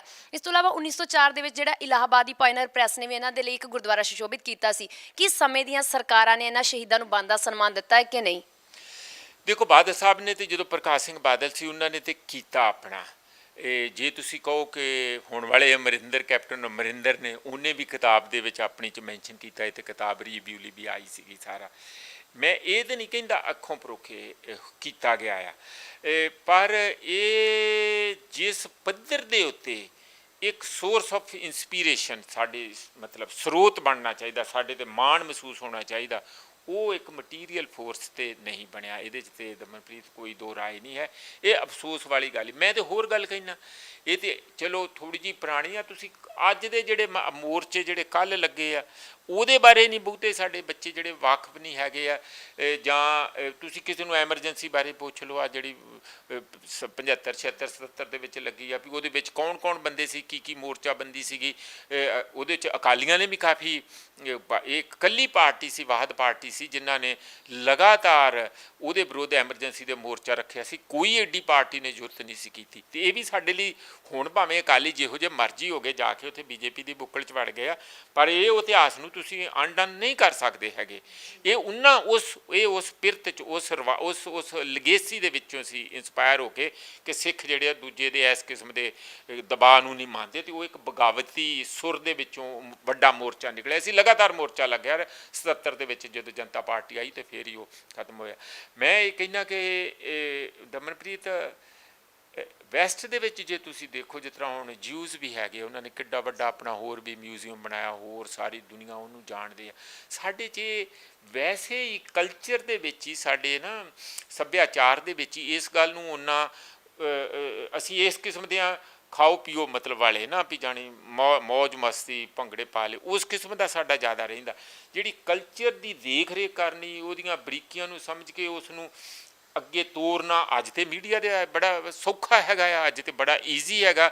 ਅਸੀਂ ਉੱਧਰ ਬਹੁਤ ਹੀ ਘੱਟ ਧਿਆਨ ਦਿੰਦੇ ਹਾਂ। ਇਹ ਮਾੜੀ ਗੱਲ ਆ, ਕਿਉਂਕਿ ਜੇ ਤੁਸੀਂ ਵਿਰਸੇ ਨੂੰ ਛੱਡ ਦੋਗੇ, ਵਿਰਸੇ ਨਾਲੋਂ ਅਲੱਗ ਹੋ ਜਾਓਗੇ, ਜਿਵੇਂ ਹੁਣ ਤੁਹਾਡੇ ਤੇ ਹੋਰ ਹੀ ਹਮਲਾ, ਜੇ ਤੁਸੀਂ ਆਪ ਹੀ ਛੱਡ ਦੋਗੇ, ਇਹਦੇ ਤੇ ਬਹੁਤ ਹੀ ਤੁਹਾਡੇ ਜਿਹੜੇ ਵਿਰੋਧੀ ਆ ਜਾਂ ਜਿਹੜੇ ਨਹੀਂ ਚਾਹੁੰਦੇ, ਤੁਹਾਨੂੰ ਪਸੰਦ ਨਹੀਂ ਕਰਦੇ ਤੁਹਾਡੀ ਇਸ ਇਮਾਨਦਾਰੀ ਨੂੰ, ਤੁਹਾਡੀ ਦਿਬੰਗੀ ਨੂੰ, ਤੁਹਾਡੇ ਜਿਸ ਕਿਸਮ ਦੇ ਨਾਲ ਤੁਸੀਂ ਧੜੱਲੇ ਨਾਲ ਕੋਈ ਵੀ ਗੱਲ ਕਰਦੇ ਆ, ਤੇ ਬਹੁਤ ਸਾਰੇ ਦੇ ਡਰਦੇ ਵੀ ਹਨ ਇਸ ਗੱਲ ਤੋਂ ਕਿ ਜੇ ਸ਼ੇਰ ਜਿਹੜੇ ਇੱਥੇ ਬੈਠੇ ਸਿੰਘ ਸਾਰੇ, ਤੇ ਜੇ ਆਪਾਂ ਆਖਿਆ ਹੀ ਆਪਣੀ ਤਾਕਤ ਨੂੰ ਪਛਾਣ ਕੇ ਦਹਾੜਨ ਲੱਗ ਗਏ ਤੇ ਇਹ ਫਿਰ ਤੇ ਮੁਸ਼ਕਿਲ ਹੋਊ ਬਾਕੀ ਦਿਆਂ ਲਈ। ਉਹ ਸਾਡੇ ਖੰਭ ਕੱਟਣ ਲਈ ਅੱਗੇ ਕੋਸ਼ਿਸ਼ ਕਰ ਰਿਹਾ। ਪੰਜਾਬੀ ਦਾ ਦੇਖ ਲਓ, ਜੰਮੂ ਕਸ਼ਮੀਰ 'ਚ ਪੰਜਾਬੀ ਬੰਦ ਕਰਤੀ, ਇੱਥੇ ਰਾਜਸਥਾਨ 'ਚ ਬੰਦ ਕਰਤੀ, ਹਰਿਆਣੇ 'ਚ ਤੇ ਤੇਲਗੂ ਲਾ ਰਹੇ ਸੀਗੇ ਪੰਜਾਬੀ ਦੇ ਹਟਾ ਕੇ। ਸਾਨੂੰ ਚਾਰੇ ਪਾਸਿਓਂ ਜਿਹੜੀਆਂ ਸਾਡੀਆਂ ਸਟੇਟਾਂ ਲੱਗਦੀਆਂ, ਜੇ ਤੁਸੀਂ ਹੁਣ ਪੰਜਾਬੀ ਦੀ ਕਿਤੇ ਜੜ ਲੱਭਣੀ ਹੋਊ ਤਾਂ ਤੁਹਾਨੂੰ ਲਾਹੌਰ ਜਾਣਾ ਪਊ, ਉੱਥੇ ਜਾਣ ਨਹੀਂ ਦਿੰਦੇ। ਇਸ ਕਰਕੇ ਪੰਜਾਬੀ ਤੇ ਮੈਂ ਇਹ ਕਹਿੰਦਾ ਕਿ ਤੁਹਾਡੇ ਆਲਰੇਡੀ ਚਾਰੋਂ ਪਾਸਿਓਂ ਤੁਹਾਨੂੰ ਉਹਨਾਂ ਸ਼ਕਤੀਆਂ ਵੱਲੋਂ ਤੇ ਘੇਰਿਆ ਜਾ ਰਿਹਾ ਜਿਹੜੀਆਂ ਤੁਹਾਨੂੰ ਭਾਸ਼ਾ ਦੇ ਪੱਧਰ 'ਤੇ ਵੀ ਕੰਟੇਨ ਕਰਨੀਆਂ ਚਾਹੁੰਦੀਆਂ, ਬੰਦ ਕਰਨੀਆਂ ਚਾਹੁੰਦੀਆਂ ਪੰਜਾਬ ਤੱਕ, ਤੇ ਸੱਭਿਆਚਾਰ ਦੇ ਜਿਹੜੇ ਭਾਸ਼ਾ ਇੱਕ ਸੱਭਿਆਚਾਰ ਦਾ ਵੱਡਾ ਹਿੱਸਾ ਹੈ, ਤੇ ਉਹ ਸਾਰਿਆਂ ਤੋਂ ਵੀ ਤੁਹਾਨੂੰ ਆਪਣੇ ਇਤਿਹਾਸ ਤੋਂ ਵੀ ਵਿਰਵੇ ਕਰਨਾ ਚਾਹੁੰਦੀਆਂ ਹੋਰ ਹੀ ਪਾਸੇ। ਔਰ ਅਫਸੋਸ ਦੀ ਗੱਲ ਹੈ ਦਮਨਪ੍ਰੀਤ, ਜਿਨ੍ਹਾਂ ਦੇ ਹੱਥ ਅਸੀਂ ਆਪਣੀ ਚਾਬੀ ਦਿੱਤੀ ਸਿੱਖੀ ਦੀ, ਫਾਰ ਇੰਸਟੈਂਸ ਸਾਡੇ ਕੋਲ SGPC ਆ, ਜਥੇਦਾਰ ਹੈਗੇ ਆ, ਪ੍ਰਚਾਰਕ ਹੈਗੇ ਆ, ਉਹ ਵੀ ਜ਼ਿਆਦਾ ਲੋਕਾਂ ਨੂੰ ਭਰਮ ਭੁਲੇਖਿਆਂ 'ਚ ਤੇ ਇਹਨਾਂ ਚੀਜ਼ਾਂ 'ਚ ਪਾਉਣ 'ਚ ਤੇ ਮੱਥਾ ਰਗੜਨ 'ਚ ਤੇ ਜ਼ਿਆਦਾ ਜ਼ੋਰ ਲਾ ਰਹੇ ਆ। ਸ਼੍ਰੀ ਗੁਰੂ ਗ੍ਰੰਥ ਸਾਹਿਬ ਨੂੰ ਸਵਰੂਪ ਕਹਿਣਾ, ਅੰਗ ਫਟ ਗਏ, ਉਸ ਪਾਸੇ ਨੂੰ ਤਾਂ ਜ਼ਿਆਦਾ ਜਾ ਰਹੇ ਆ। ਇਹ ਨਹੀਂ ਦੱਸ ਰਹੇ ਕਿ ਇਹਨਾਂ ਦੇ ਅੰਦਰ ਵਿਚਾਰ ਕੀ ਆ, ਉਹ ਸਾਡੇ ਲਈ ਕੀ ਸਿੱਖਿਆ ਦੇ ਕੇ ਗਏ ਆ, ਸਾਨੂੰ ਕਿਹੜੇ ਮੱਤ ਦੇ ਨਾਲ ਅੱਗੇ ਚੱਲਣਾ ਚਾਹੀਦਾ, ਸਾਨੂੰ ਜਿਹੜੀ ਉੱਥੇ ਸ਼ਕਤੀ ਤੇ ਸਿੱਖਿਆ ਤੇ ਵਿਜ਼ਨ ਮਿਲਦਾ ਉਹਦੇ ਬਾਰੇ ਚੁੱਪ ਰਹੋ। ਇਹ ਉਹਨਾਂ ਕੋਲ ਆ, ਛਾਪਣਾ ਵੀ ਉਹਨਾਂ ਆ, ਦੇਣਾ ਵੀ ਅੱਗੇ ਉਹਨਾਂ ਨੇ, ਕਿਸੇ ਪਾਸੇ ਲੱਗਣ ਨਹੀਂ ਦਿੰਦੇ। ਇਸ ਕਰਕੇ ਜਿਹੜਾ ਇੱਕ ਅਫਸੋਸ ਮੈਨੂੰ ਇਹ ਹੈ ਕਿ ਜਿਹੜੀ ਤੁਸੀਂ ਗੱਲ ਕਹਿ ਰਹੇ ਹੋ ਨਾ, ਇਹ ਕਿਹਨੇ ਦੇਣਾ ਸੀ, ਕਿਹਨੇ ਅੱਗੇ ਤੋਰਨਾ ਸੀ, ਤੇ ਸਾਡੀ ਜਿਹੜੀ ਸਿੱਖ ਸੰਸਥਾਵਾਂ ਆ ਉਹਨਾਂ ਨੇ ਤੋਰਨਾ ਸੀਗਾ, ਉਹਨਾਂ ਨੇ ਵੀ ਬਹੁਤਾ ਇਹ ਤੋਰਿਆ ਨਹੀਂ ਹੈ। ਇਹ ਸਾਨੂੰ ਅਫਸੋਸ ਦੀ ਗੱਲ ਹੈਗੀ। ਸਰ, ਸਾਡਾ ਇਤਿਹਾਸ ਬਹੁਤ ਮਾਨਮੱਤਾ, ਇਸ ਗੱਲ ਤੋਂ ਅਸੀਂ ਕਦੇ ਵੀ ਮੁਨਕਰ ਨਹੀਂ ਹੋ ਸਕਦੇ। ਸਾਡੀ ਬਹਾਦਰੀ ਦੇ ਕਿੱਸੇ ਜਿਹੜੇ ਆ ਬੜੇ ਜ਼ਿਆਦਾ ਪ੍ਰਸਿੱਧ ਹੋਏ ਆ, ਪਰ ਸਾਡੇ ਬੱਚਿਆਂ ਨੂੰ ਨਹੀਂ ਪਤਾ। ਅਸੀਂ ਇਹ ਸਾਰੀ ਗੱਲ ਨੂੰ ਮੰਨਣ ਨੂੰ ਤਿਆਰ ਆ, ਪਰ ਇਸ ਦੇ ਲਈ ਜ਼ਿੰਮੇਵਾਰ ਕੌਣ ਆ? ਕਾਰਨ ਕੀ ਹੈ ਕਿ ਅਸੀਂ ਆਪਣੇ ਬੱਚਿਆਂ ਤੱਕ ਇੰਨਾ ਮਹਾਨ ਇਤਿਹਾਸ ਤੇ ਵਿਰਸਾ ਕਿਉਂ ਨਹੀਂ ਪਹੁੰਚਾ ਸਕੇ? ਦੇਖੋ, ਸਰਕਾਰਾਂ ਤੇ ਕਦੀ ਨਹੀਂ ਚਾਹੁੰਦੀਆਂ ਕਿ ਇਹੋ ਜਿਹਾ ਦਮਨਪ੍ਰੀਤ ਹੋਵੇ, ਕਿਉਂਕਿ ਸਰਕਾਰਾਂ ਕਦੀ ਨਹੀਂ ਚਾਹੁੰਦੇ ਕਿ ਸਿਵਲ ਸੁਸਾਇਟੀ ਐਡੀ ਵੋਕਲ ਤੇ ਐਡੀ ਤਕੜੀ ਹੋਵੇ। ਜਿਵੇਂ ਪਸ਼ਤੂਨ ਆ, ਉਹ ਅੱਜ ਤੱਕ ਵੀ ਸੂਤਰ ਨਹੀਂ ਆਉਂਦੇ, ਸਾਰਾ ਖੜੀ ਨੂੰ ਇੰਨਾ ਚਿਰ ਹੋ ਗਿਆ, ਉਹ ਅਜੇ ਵੀ ਉਸੇ ਤਰੀਕੇ ਨਾਲ, ਜਿੰਨੇ ਵੀ ਤਾਲਿਬਾਨ ਹੈ ਅਫਗਾਨਿਸਤਾਨ ਦੇ, ਉਸੇ ਕਿਸਮ ਦੇ ਬੰਦੇ ਆ ਨਾ ਸਾਰੇ। ਤੇ ਸਾਡਾ ਵੀ ਖੂਨ ਦੇ ਵਿੱਚ ਤੇ ਇੱਕ ਤੇ ਵੈਸੇ ਹੀ ਅਸੀਂ ਪਹਿਲਾਂ ਹੀ ਇਹੋ ਜਿਹੇ ਸੀਗੇ। ਕੁਝ ਜਿਹੜੀ ਸਿੱਖ ਸੰਸਥਾਨਾਂ ਨੇ ਜਾਂ ਸਿੱਖ ਸੰਸਕਾਰਾਂ ਨੇ ਸਾਨੂੰ ਕਰੇਲਾ ਨਿੰਮ 'ਤੇ ਚੜ੍ਹਿਆ, ਹੋਰ ਤਕੜੇ ਕਰਤਾ ਵੀ ਉਹਨਾਂ ਨੇ ਇਹ ਕਹਿਤਾ ਤੁਸੀਂ ਤਾਂ ਬਹਾਦਰ ਆ, ਸ਼ੇਰ ਆ, ਤੁਹਾਨੂੰ ਤਾਂ ਕੋਈ ਹਰਾਏ। ਉਹ ਜਾਣੀ ਇੱਕ ਇਹੋ ਜਿਹੀ ਤਾਕਤ ਬਣੀ ਹੋਈ ਹੈ ਜਿਸ ਨੂੰ ਸਾਰਿਆਂ ਤੋਂ ਡਰ ਲੱਗਦਾ, ਪਰ ਇਹਨਾਂ ਨੂੰ ਆਪ ਹੀ ਆਪਣੀ ਉਸ ਤਾਕਤ ਦਾ ਪਤਾ ਨਹੀਂ ਲੱਗਦਾ। ਤੁਹਾਡਾ ਸਵਾਲ ਇਹ ਬਿਲਕੁਲ ਜਾਇਜ਼ ਹੈ ਕਿ ਉਹ ਕਿਉਂ ਨਹੀਂ ਕੀਤਾ ਜਾ ਰਿਹਾ, ਕਿਉਂ ਨਹੀਂ ਇਹ ਅੱਗੇ ਤੋਰਿਆ ਜਾ ਰਿਹਾ। ਮੈਂ ਤੇ ਮੇਰੇ ਮਨ ਵਿੱਚ ਇਹੀ ਹੈ ਕਿ ਇੱਕ ਤਾਂ ਸਾਨੂੰ ਅਜੇ ਵੀ ਉਹ ਜਿਹੜੀ ਲਿਟਰੇਰੀ ਥੋੜ੍ਹੀ ਸਾਡੀ ਟਰਡੀਸ਼ਨ ਹੁੰਦੀ ਆ, ਪੜ੍ਹਨਾ ਲਿਖਣਾ ਫਿਰ ਡਿਬੇਟ ਕਰਨਾ, ਉਸ ਦੇ ਵਿੱਚ ਸਾਡਾ ਬਹੁਤਾ ਭਰੋਸਾ ਨਹੀਂ ਹੈ। ਸਾਡਾ ਭਰੋਸਾ ਅਜੇ ਵੀ ਜ਼ਮੀਨ ਨਾਲ ਜੁੜੀਆਂ ਜਿਹੜੀਆਂ ਪ੍ਰਿਮਟਿਵ ਚੀਜ਼ਾਂ ਕਹਿ ਲਓ ਉਹਦੇ ਨਾਲ ਜ਼ਿਆਦਾ ਆ। ਸ਼ਾਮ ਨੂੰ ਦਾਰੂ ਪੀਣੀਆਂ, ਫਿਰ ਗੱਲਾਂ ਬਾਤਾਂ ਕਰਨੀਆਂ, TV ਦੇਖਣਾ, ਭੰਗੜੇ ਪਾਉਣੇ, ਵਿਆਹ 'ਚ ਕੁੜੀਆਂ ਨਚਾਉਣੀਆਂ, ਮਤਲਬ ਇਸ ਕਿਸਮ ਦੇ ਜਿਹੜੇ ਸਾਡੇ ਕੰਮ ਅਜੇ ਵੀ ਫਿਊਡਲ ਤੇ ਉਹ ਪੁਰਾਣੇ ਜਿਹੜੇ ਆ ਨਾ, ਜਿਹਨੂੰ ਤੁਸੀਂ ਕਹਿ ਲਓ ਆਦੀਵਾਸੀਆਂ ਵਾਲੇ ਜਿਹੜੇ ਸ਼ੌਕ ਆ ਸਾਡੇ। ਜਿਹੜੀ ਮੋਰ ਸਿਵਲਾਈਜ਼ ਸੁਸਾਇਟੀ ਆ, ਜਿਹੜੀ ਸਰੀਰ ਦੇ ਬਲ ਦੇ ਨਾਲ ਹੀ ਨਹੀਂ ਚੱਲਦੀ, ਜਿਹੜੀ ਆਪਣੇ ਦਿਮਾਗੀ ਬਲ ਦੇ ਨਾਲ ਵੀ ਪੂਰਾ ਚੱਲਦੀ ਹੈ। ਉਦੋਂ ਉਸ ਪਾਸੇ ਸਾਡਾ ਬਹੁਤਾ ਵਿਸ਼ਵਾਸ ਨਹੀਂ। ਸਾਡਾ ਜਿਹੜਾ ਮਸਲ ਪਾਵਰ 'ਚ ਅਜੇ ਦੇਖ ਲਾਂਗੇ ਇਹ ਹੈ ਕੀ ਹੈ, ਕੁਛ ਵੀ ਨਹੀਂ ਹੈ। ਅਤੇ ਉਸ ਕਰਕੇ ਵੀ ਇੱਕ ਉਸ ਸੋਚ 'ਚੋਂ ਉਸ ਸਾਡੇ ਜਿਹੜਾ ਜਨਰਲੀ ਇੱਕ ਫਰੇਮਵਰਕ ਸੱਭਿਆਚਾਰ ਦਾ ਬਣਿਆ ਹੋਇਆ ਹੈ ਕਿ ਜ਼ਮੀਨ ਨਾਲ ਜੁੜਿਆ, ਮੈਂ ਜਿਹਨੂੰ ਕਹਿਣਾ ਉਸ ਕਿਸਮ ਦਾ। ਉਹ ਕੋਈ ਮਾੜਾ ਨਹੀਂ ਮੈਂ ਉਹਨੂੰ ਕਹਿ ਰਿਹਾ, ਨਿੰਦ ਨਹੀਂ ਰਿਹਾ, ਗੱਲ ਤਾਂ ਉਨੀ ਕੀ ਹੈ ਜਿੰਨੀ ਕਿ ਕਰਦੇ ਆ, ਜੀਣ ਦਾ ਹੈਗਾ। ਪਰ ਜਦੋਂ ਤੁਸੀਂ ਦੂਜੀਆਂ ਫੋਰਸਿਸ ਦੇ ਮੁਕਾਬਲੇ 'ਚ ਆਉਂਦੇ ਆ ਅਤੇ ਉਹ ਇੰਨੀਆਂ ਚਲਾ ਕੇ, ਥੋੜ੍ਹੇ ਜਿਹੇ ਅੰਗਰੇਜ਼ ਆ ਕੇ ਤਾਂ ਹੀ ਰਾਜ ਕਰ ਜਾਂਦੇ ਸੀ ਨਾ, ਚਲਾਕੀ ਨਾ ਕਰਦੇ। ਉਹ ਸਾਨੂੰ ਸਮਝ ਕੇ ਸਾਨੂੰ ਹੀ ਇੱਕ ਦੂਜੇ ਦੇ ਅਗੇਂਸਟ ਖੜਾ ਕਰਕੇ ਆਪ ਆਪਣਾ ਰਾਜ ਉੱਤੇ ਆਰਾਮ ਨਾਲ ਕਰਦੇ ਸੀ, ਜਿਵੇਂ ਬਿੱਲੀਆਂ ਨੂੰ ਲੜਾ ਕੇ ਬਾਂਦਰ ਰੋਟੀ ਮੁਫਤ ਦੀ ਖਾ ਜਾਂਦਾ। ਉਸ ਹਿਸਾਬ ਨਾਲ ਹੁਣ ਵੀ ਜਦੋਂ ਤੁਸੀਂ ਜੇ ਇਸ ਨੂੰ ਬਚਾਉਣਾ ਚਾਹੁੰਦੇ ਆ, ਤੁਹਾਡਾ ਜਿਹੜਾ ਸਵਾਲ ਆ, ਤਾਂ ਫਿਰ ਇਹ ਜ਼ਰੂਰੀ ਹੈ ਜੇ ਅਸੀਂ ਸਿੱਖ ਸੰਸਕਾਰ ਨੂੰ, ਉਸ ਬਹਾਦਰੀਆਂ ਦੇ ਕਿੱਸਿਆਂ ਨੂੰ, ਉਹਨਾਂ ਦੇ ਉਸ ਵਿਰਸੇ ਨੂੰ ਔਰ ਉਸ ਜਿਹੜੀ ਸ਼੍ਰੀ ਗੁਰੂ ਗ੍ਰੰਥ ਸਾਹਿਬ ਦੇ ਵਿੱਚ ਸੋਚ ਲਿਖੀ ਹੋਈ ਹੈ ਉਸ ਨੂੰ ਅੱਗੇ ਤੋਰਨਾ ਚਾਹੁੰਦੇ ਹਾਂ, ਤਾਂ ਫਿਰ ਇੱਕ ਤਾਂ ਇਹ ਕੰਮ ਕਰਨਾ ਚਾਹੀਦਾ ਅਤੇ ਗੁਰੂ ਗ੍ਰੰਥ ਸਾਹਿਬ ਜੀ ਦੇ ਉੱਤੇ ਪੂਰੀ ਚਰਚਾ ਹੋਣੀਆਂ ਚਾਹੀਦੀਆਂ। ਜਿਸ ਤਰ੍ਹਾਂ ਬਹੁਤ ਸਾਰੇ ਬੰਦਿਆਂ ਨੂੰ ਅੱਜ ਦੀ ਡੇਟ ਦੇ ਵਿੱਚ ਕਬੀਰ ਜੀ ਦੀ ਬਾਣੀ ਨਹੀਂ ਚੰਗੀ ਲੱਗਦੀ, ਉਹ ਏਡੀ ਇਨਕਲਾਬੀ ਹੈ। ਕਬੀਰ ਜੀ ਗੁਰੂ ਨਾਨਕ ਦੇਵ ਜੀ ਤੋਂ ਵੀ ਪਹਿਲਾਂ ਦੇ ਉਹੀ ਦਹਾੜ ਮਾਰ ਰਹੇ ਸੀਗੇ, ਔਰ ਜਾ ਕੇ ਵਾਰਾਣਸੀ ਦੇ ਵਿੱਚ ਇੱਥੇ ਪੰਡਤਾਂ ਦਾ ਗੜ੍ਹ ਸੀ, ਪਰਵਾਹ ਨਹੀਂ, ਕੁੱਟ ਮਾਰਦੇ ਸੀਗੇ, ਉਹ ਫੇਰ ਆ ਕੇ ਖੱਡੀ 'ਤੇ ਬੈਠ ਕੇ ਆਪਣਾ ਕੰਮ ਉਹੀ ਕਰਦੇ। ਇਹ ਸਾਡੀ ਇਸ ਕਰਕੇ ਜਿਹੜੇ ਸਾਡੇ ਸਾਰੇ ਉੱਥੇ ਸ਼੍ਰੀ ਗੁਰੂ ਗ੍ਰੰਥ ਸਾਹਿਬ ਦੇ ਵਿੱਚ ਭਗਤਾਂ ਦੀ ਬਾਣੀ ਆ, ਸੂਫੀਆਂ ਦੀ ਬਾਣੀ ਆ, ਸਾਡੇ ਸਿੱਖ ਗੁਰੂਆਂ ਦੀ ਬਾਣੀ ਆ, ਉਹਦੇ ਵਿੱਚ ਲਿਖਿਆ ਕੀ ਹੈ ਔਰ ਉਹਦੇ ਅਰਥ ਕੀ ਹੈ, ਜਦ ਤੱਕ ਅਸੀਂ ਉਹਨੂੰ ਸਮਾਜਿਕ ਅਤੇ ਰਾਜਨੀਤਿਕ ਤਾਕਤ ਨਹੀਂ ਬਣਾਉਂਦੇ ਤਾਂ ਫਿਰ ਉਹਦਾ ਕੋਈ ਫਾਇਦਾ ਨਹੀਂ ਹੈ। ਜਿੰਨੇ ਮਰਜ਼ੀ ਗੁਰਦੁਆਰੇ ਬਣਾਈ ਜਾਓ, ਸੰਗਮਰਮਰ ਲਾਈ ਜਾਓ, ਉਹਦੇ ਦਾ ਕੋਈ ਫਾਇਦਾ ਨਹੀਂ ਹੈ। ਉਹ ਤੁਹਾਨੂੰ 4 ਪੈਸੇ ਤੇ ਦੇ ਸਕਦੇ ਆ, ਕੰਫਰਟ ਤੇ ਦੇ ਸਕਦੇ ਆ, ਤੁਹਾਡਾ ਉਂਝ ਬੱਲੇ ਬੱਲੇ ਵੀ ਬਹੁਤ ਉੱਚਾ ਬਣਾ ਦਿੱਤਾ ਹੈ ਨਾ, ਜਿਵੇਂ ਹੁਣ ਰਾਮ ਮੰਦਿਰ ਏਡਾ ਉੱਚਾ ਬਣਨਾ ਹੈ, ਅਤੇ ਉਹਦੇ ਨਾਲ ਕੀ ਹੈ, ਕੁਛ ਨਹੀਂ ਹੈ। ਲੋਕਾਂ ਦੀ ਤਾਕਤ ਨਹੀਂ, ਲੋਕਾਂ ਦੀ ਤਾਕਤ ਉਸ ਸਮਝ 'ਚੋਂ ਆਊਗੀ। ਅਤੇ ਇਹ ਸਾਨੂੰ ਇੱਕ ਆਪਣੇ ਹੀ ਲੈਵਲ 'ਤੇ, ਕਮਿਊਨਿਟੀ ਲੈਵਲ 'ਤੇ ਦਮਨਪ੍ਰੀਤ, ਇੱਕ ਵੱਡਾ ਇਨਕਲਾਬ ਕਰਨ ਦੀ ਲੋੜ ਆ ਕਿ ਅਸੀਂ ਆਪਣੀਆਂ ਜਿਹੜੀਆਂ ਜਿਹੜੇ ਢੋਲ ਢਮੱਕੇ, ਭੰਗੜੇ, ਇਸ ਕਿਸਮ ਦੇ ਜਿਹੜੇ ਫੋਕਲੋਰ, ਉਹਦੀ ਵੀ ਇੱਕ ਜ਼ਿੰਦਗੀ 'ਚ ਜਿਹੜੀ ਸਾਨੂੰ ਤਾਕਤ ਅਤੇ ਸਾਹਸ ਮਿਲਦਾ, ਉਹਦੀ ਇੰਪੋਰਟੈਂਸ ਹੈਗੀ। ਪਰ ਉੱਥੇ ਤੱਕ ਹੀ ਨਾ ਸੀਮਤ ਰਹੀਏ, ਅਸੀਂ ਸੋਚਣ ਦਾ ਔਰ ਜਿਹੜਾ ਸਾਡਾ ਵਿਰਸਾ ਆ ਉਸ ਨੂੰ ਬਰੀਕੀ ਦੇ ਨਾਲ ਐਨਾਲਿਸਿਸ ਕਰਕੇ ਅੱਗੇ ਤੋਰਨ ਦਾ, ਔਰ ਜੋ ਦੁਨੀਆ 'ਚ ਸਾਰਾ ਹੋ ਰਿਹਾ ਉਹਦਾ ਐਨਾਲਿਸਿਸ ਕਰਕੇ ਆਪਣੀ ਜਿਹੜੀ ਸਿੱਖ ਕੌਮ ਹੈ ਜਾਂ ਸਾਡੀ ਪੰਜਾਬੀਅਤ ਹੈ ਜਾਂ ਪੰਜਾਬੀ ਭਾਸ਼ਾ ਹੈ ਜਾਂ ਇਵਨ ਦੇਸ਼ ਵੀ ਹੋਵੇ, ਇਹ ਸਾਰੇ ਨੂੰ ਅਸੀਂ ਪਲੇਸ ਕਰਕੇ ਉਹਦੇ 'ਚ ਆਪਣੀ ਜਗ੍ਹਾ ਕਿਵੇਂ ਆ, ਅਸੀਂ ਕਿੱਥੇ ਆ ਅਤੇ ਕਿੱਥੇ ਜਾਣਾ, ਔਰ ਸਾਡੀਆਂ ਆਉਣ ਵਾਲੇ ਸਮੇਂ ਦੀਆਂ ਕੀ ਮੁਸੀਬਤਾਂ ਹੋਣਗੀਆਂ, ਅਸੀਂ ਕਿੱਥੋਂ ਆਏ ਹਾਂ, ਅੱਜ ਕੀ ਹਾਂ ਅਤੇ ਕਿੱਥੇ ਜਾਣਾ। ਇਹ ਤਿੰਨੇ ਹੀ ਜਿਹੜੀਆਂ ਚੀਜ਼ਾਂ ਨੂੰ ਜੋੜ ਕੇ ਲਗਾਤਾਰ ਸਾਡਾ ਹੋਣਾ ਚਾਹੀਦਾ ਹੈ। ਖੋਜ ਵੀ ਹੋਣੀ ਚਾਹੀਦੀ ਹੈ, ਉਹਦਾ ਲੋਕਾਂ ਦੇ ਵਿੱਚ ਫੈਲਾਅ ਵੀ ਹੋਣਾ ਚਾਹੀਦਾ। ਕਮੀਆਂ ਤਾਂ ਬਹੁਤ ਹੈਗੀਆਂ। ਮੈਂ ਯੂਨੀਵਰਸਿਟੀਆਂ 'ਚ ਹੀ ਜ਼ਿਆਦਾ ਉਮਰ ਸੰਨ 70 ਤੋਂ ਲੈ ਕੇ ਪਿਛਲੇ 2 ਸਾਲ ਤੱਕ ਯੂਨੀਵਰਸਿਟੀਆਂ 'ਚ ਹੀ ਰਿਹਾ, ਕਦੀ ਸਟੂਡੈਂਟ ਦੇ ਤੌਰ 'ਤੇ, ਕਦੀ ਸਕਾਲਰ ਦੇ ਤੌਰ 'ਤੇ, ਕਦੀ ਟੀਚਰ ਲੀਡਰ ਦੇ ਤੌਰ 'ਤੇ, ਕਦੀ ਸਟੂਡੈਂਟ ਲੀਡਰ ਦੇ ਤੌਰ 'ਤੇ, ਸਾਰੀਆਂ ਚੀਜ਼ਾਂ ਦੇਖੀਆਂ। ਪਰ ਮੈਨੂੰ ਇਉਂ ਲੱਗਦਾ ਕਿ ਜਿਹੜੀਆਂ ਯੂਨੀਵਰਸਿਟੀਆਂ ਦੇ ਅੰਦਰ ਵੀ ਲੋਕ ਨੌਕਰੀਆਂ ਲਈ ਜ਼ਿਆਦਾ ਜਾ ਰਹੇ ਆ, ਬੱਚੇ ਆਪਣੇ ਕੈਰੀਅਰ ਲਈ ਜ਼ਿਆਦਾ ਜਾ ਰਹੇ ਆ, ਅਤੇ ਇਸ ਕਿਸਮ ਦੀ ਕਮਿਟਮੈਂਟ ਜੇ ਉੱਥੋਂ ਨਾ ਉੱਠੂਗੀ ਤਾਂ ਫਿਰ ਜਿਹੜਾ ਪਿੰਡ 'ਚ ਵਿਚਾਰਾ ਕਿਸਾਨ ਹਲ ਵਾਹੁੰਦਾ ਉਹਨੂੰ ਥੋੜ੍ਹੀ ਆਉਣੀ ਆ। ਸਾਡੀ ਯੂਨੀਵਰਸਿਟੀਆਂ ਵੀ ਖੋਖਲੀਆਂ ਹੀ ਇਸ ਕੰਮ 'ਚ ਮੈਨੂੰ ਲੱਗ ਰਹੀਆਂ। ਦਮਨ ਜੀ ਸਰ, ਅਸੀਂ ਜੇਕਰ ਆਪਣੇ ਇਤਿਹਾਸ ਦੀ ਗੱਲ ਕਰੀਏ ਤਾਂ ਬਹੁਤ ਵਡਮੁੱਲਾ ਹੈਗਾ ਆ, ਚਾਹੇ ਉਹ ਸਾਰਾਗੜ੍ਹੀ ਦੀ ਜੰਗ ਹੋਵੇ ਜਾਂ ਹੋਰ ਵੀ ਬਹੁਤ ਸਾਰੀਆਂ ਲੜਾਈਆਂ ਨੇ, ਸਿੱਖਾਂ ਨੇ ਬਹਾਦਰੀ ਦੇ ਜੌਹਰ ਦਿਖਾਏ ਆ। ਪਰ ਸਾਡੀਆਂ ਆਉਣ ਵਾਲੀਆਂ ਪੀੜ੍ਹੀਆਂ ਜਾਂ ਜਿਹੜੇ ਸਾਡੇ ਛੋਟੇ ਛੋਟੇ ਬੱਚੇ ਆ, ਉਹਨਾਂ ਤੱਕ ਇਹ ਇਤਿਹਾਸ ਨਹੀਂ ਪਹੁੰਚ ਰਿਹਾ। ਇਸ ਵਿੱਚ ਤੁਸੀਂ ਕਿਸ ਨੂੰ ਜ਼ਿੰਮੇਵਾਰ ਸਮਝਦੇ ਹੋ? ਇੱਕ ਤਾਂ ਇਤਿਹਾਸ ਨੂੰ ਨਾ ਅਸੀਂ ਸਿਰਫ ਕਿਤਾਬਾਂ ਤੱਕ ਸੀਮਿਤ ਰੱਖਿਆ। ਹੁਣ ਜੇ ਕੈਪਟਨ ਸਾਹਿਬ ਲਿਖਣਗੇ ਤਾਂ ਅੰਗਰੇਜ਼ੀ 'ਚ ਲਿਖ ਦੇਣਗੇ, ਜੇ ਕੋਈ ਹੋਰ ਲਿਖੂਗਾ ਜਾਂ ਕੋਈ ਮਿਊਜ਼ੀਅਮ ਬਣ ਗਿਆ ਤਾਂ ਮਿਊਜ਼ੀਅਮ 'ਚ ਕੋਈ ਜਾਊਗਾ, ਉਹਦੇ 'ਚ ਪਤਾ ਤਾਂ ਲੱਗਦਾ, ਪਰ ਅਸੀਂ ਜਾਂਦੇ ਕਿੱਥੇ ਆ, ਸਾਡੇ ਕੋਲ ਟਾਈਮ ਕਿੱਥੇ ਆ। ਸਵਾਲ ਇਹ ਹੁੰਦਾ ਕਿ ਇਸ ਨੂੰ ਆਪਾਂ ਕੋਈ ਇਹੋ ਜਿਹੇ ਸਾਧਨ ਵੀ ਨਹੀਂ ਡਿਵੈਲਪ ਕੀਤੇ ਕਿ ਜਿਹਦੇ ਨਾਲ ਉਹ ਭਾਵੇਂ ਉਹ ਪੜ੍ਹਨ ਦੀ ਗੱਲ ਹੋਵੇ, ਭਾਵੇਂ ਉਹ ਲਿਟਰੇਰੀ ਫਾਰਮ ਹੋਵੇ। ਲਿਟਰੇਰੀ ਫਾਰਮ ਹੈ, ਫਿਲਮਾਂ ਆ, ਹੋਰ ਚੀਜ਼ਾਂ, ਬੜੇ ਅੱਜ ਕੱਲ੍ਹ ਤਾਂ ਮਾਡਰਨ ਹਾਈਟੈਕ ਡਿਜੀ ਵਰਲਡ ਆ ਗਿਆ ਹੈ ਡਿਜੀਟਲ ਟੈਕਨੋਲੋਜੀ, ਉਹਦੇ 'ਚ ਤੁਸੀਂ ਬਹੁਤ ਕੁਝ ਕਰ ਸਕਦੇ ਆ। ਉਹ ਸਾਰੇ ਦਾ ਵੀ ਇਸਤੇਮਾਲ ਕਰਨਾ ਚਾਹੀਦਾ। ਪਰ ਮੈਂ ਖੁਦ ਵੀ ਦੇਖੋ ਲੇਬਰ 'ਤੇ ਖੋਜ ਕੀਤੀ ਹੈ, ਮੈਂ ਫਿਰ ਲਿਖਣਾ ਇਸ ਕਰਕੇ ਬੰਦ ਕਰਤਾ ਖੋਜ ਕਰਨੀ ਵੀ ਅਸੀਂ ਅੰਗਰੇਜ਼ੀ 'ਚ ਲਿਖਦੇ ਹਾਂ, ਅਤੇ ਉਹ ਜਿਹੜਾ ਹੈਗਾ ਹੀ ਮਿੱਟੀ ਨਾਲ ਘੁਲੀ ਜਾਂਦਾ ਜਾਂ ਫੈਕਟਰੀਆਂ 'ਚ ਰਹਾ ਤਾਂ ਉਹਦੇ ਤੱਕ ਤਾਂ ਪਹੁੰਚਦਾ ਹੀ ਨਹੀਂ। ਤੁਸੀਂ ਸਿੱਧਾ ਕੁਛ ਕਰਨਾ ਤੇ ਕਰੋ। ਇਸੇ ਤਰੀਕੇ ਨਾਲ ਇਹ ਵੀ ਇਸ ਇਸ਼ੂ ਦੇ ਉੱਤੇ ਵੀ ਸਾਡੇ ਜਿਹੜੇ ਸਿੱਖ ਸੰਸਥਾਨ ਜਾਂ ਸਿੱਖ ਸਕਾਲਰ ਜਾਂ ਸਿੱਖ ਐਕਟੀਵਿਸਟ ਹੈਗੇ, ਚਾਹੀਦਾ ਉਹਨਾਂ ਨੂੰ ਹੈ ਕਿ ਇੰਟਰਸਟਿੰਗ ਢੰਗ ਦੇ ਨਾਲ ਛੋਟੀਆਂ ਛੋਟੀਆਂ ਭਾਵੇਂ ਦਵਰਕੀਆਂ ਹੋਣ, ਭਾਵੇਂ ਪੇਜ ਹੋਣ, ਨਾਲ ਫੋਟੋਆਂ ਹੋਣ, ਉਹ ਸਾਰਾ ਗੜੀ ਦਾ ਉਹ ਜਿਹੜੇ ਸਿੰਘ ਲੜ ਰਹੇ ਆ ਉਹਦੀਆਂ ਫੋਟੋਆਂ ਹੋਣ, ਉਹ ਥੋੜ੍ਹੇ ਜਿਹਾ ਕਰਕੇ, ਤਾਂ ਕਿ ਜਿਹੜਾ ਬੰਦਾ ਨਾ ਵੀ ਚਾਹੁੰਦਾ ਹੋਵੇ ਉਹ ਵੀ ਉਹਨੂੰ ਖੋਲ੍ਹ ਕੇ ਦੇਖੇਗਾ, ਬੜਾ ਸੋਹਣਾ ਕੋਈ ਦੇਖੀਏ ਤੇ ਸਹੀ। ਇਸ ਕਿਸਮ ਦੇ ਐਫਰਟ ਹੋਏ ਨਹੀਂ ਹੈਗੇ ਹਰ ਕਿਸੇ ਨੇ ਆਪਣੇ ਆਪ ਨੂੰ।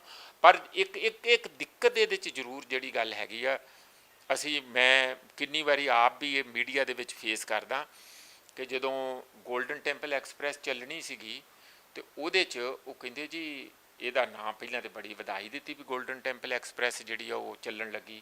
ਕਿਸੇ ਨੇ ਮਾੜੀ ਜਿਹੀ ਕੰਨ 'ਚ ਫੂਕ ਮਾਰਤੀ ਵੀ ਉਹਦਾ ਨਾਂ ਹੈਗਾ ਗੋਲਡਨ ਟੈਂਪਲ, ਉਹਦੇ 'ਚ ਤੇ ਟਾਇਲਟ ਵੀ ਹੋਊਗੀ, ਉਹ 'ਚ ਤੇ ਕੋਈ ਬੀੜੀ ਵੀ ਫੂਕ ਸਕਦਾ, ਉੱਤੇ ਉਹ ਵੀ ਕਰ ਸਕਦਾ, ਕੋਈ ਸਿਗਰਟ ਵੀ ਪੀ ਸਕਦਾ। ਇੱਕਦਮ ਸਾਡੇ ਮਨ 'ਚ ਹੋ ਗਿਆ ਹੁਣ ਕੀ ਕਰੀਏ, ਜਾਣੀ ਉਹਦਾ ਫਿਰ ਉਹ ਬਾਅਦ ਵਿੱਚ ਗੱਡੀ ਰਹੀ।